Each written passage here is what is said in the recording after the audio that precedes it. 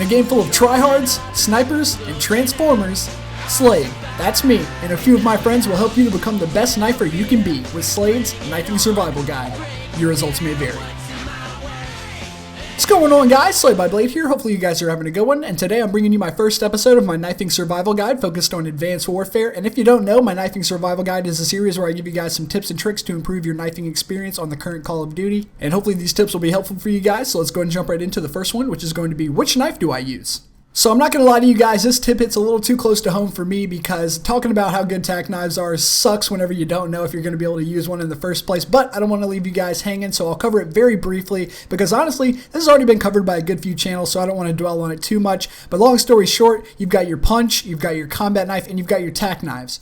But which tack knife is the fastest tack knife? You've got the Atlas 45, the RW1, the MP443, and of course the PDW. And the fastest tack knife is going to be the RW1, also known as the one-shot pistol. So that thing's got everything going for it right now. And also you're going to need to notice that the mobility does not change no matter what pistol you're using. Unlike Call of Duty Ghosts, the 44 Magnum was a faster stab, but it had lower mobility. In this game, the RW1 has the fastest stab, and it's also the same mobility as the rest of the pistols, so there is no reason to use any other tack knife. I would just stick with the RW1.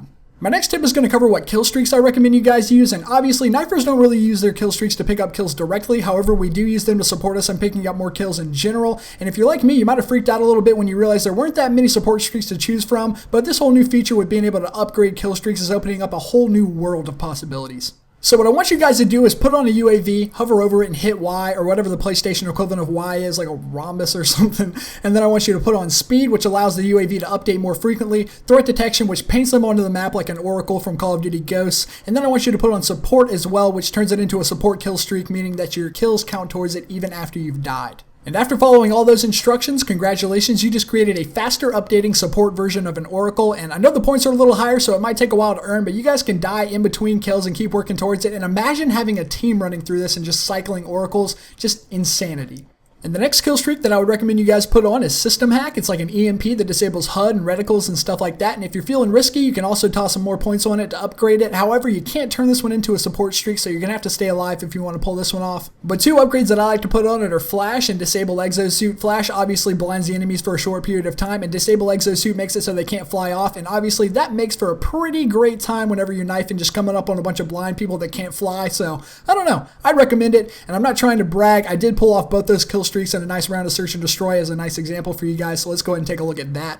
As you can see at the very beginning of the round, I have both of my kill streaks earned, and immediately I'm going to call in my UAV so I can see where my enemies are heading, and it instantly starts scanning them through the walls and I can see where they're going. I'm going to wait to call in my System Hack until I get closer because I want to take advantage of them being blind, and I also want to be able to take advantage of them not being able to move around too quickly. Quickly dispatch two enemies because I knew exactly where they were going. Call it in my System Hack once I realized they were camping in this cavern right here. This guy's blind, doesn't even know I'm running up to him. Knife him real quick, and then I see this guy. Unfortunately, I don't pick up this kill, but I do know exactly where he's looking almost the entire time. And it's not that I died, I just got my kill robbed from me. But either way, a great round and a solid example of how useful those kill streaks are. So definitely give it a shot. My last tip for this video is going to be exo ability combos. Obviously, the spike drone is a very long ways to unlock. 1 to 49 with no projectiles is a pretty tough time. I know I just did it, but I know a lot of you guys are getting pretty close to unlocking it or have already unlocked it, but regardless, there will inevitably be more knifers trying to unlock the spike drone in the future, or just knifers trying to play without the spike drone in general. So here are some great exo ability combos that you guys can use while you're either working your way up to the spike drone or just trying to play without it in general. What you're going to want to do is put on Tactician, the wild card, so you can have an extra exo ability to replace your launcher, and then always put on Overclock for your first one. Running faster is a great perk for any knifer, and I don't see why you wouldn't want to use that. And then we're going to jump into these extras that you're going to slap on next to it to help you improve your game. One that I would recommend trying out, and it's definitely not for everybody, is the Shield exo ability. It's a great way to fake people out into thinking that you're holding a riot shield, and then whenever they drop their guard thinking that the only thing you can do is hit them with the shield, you just take the shield off and then stab them.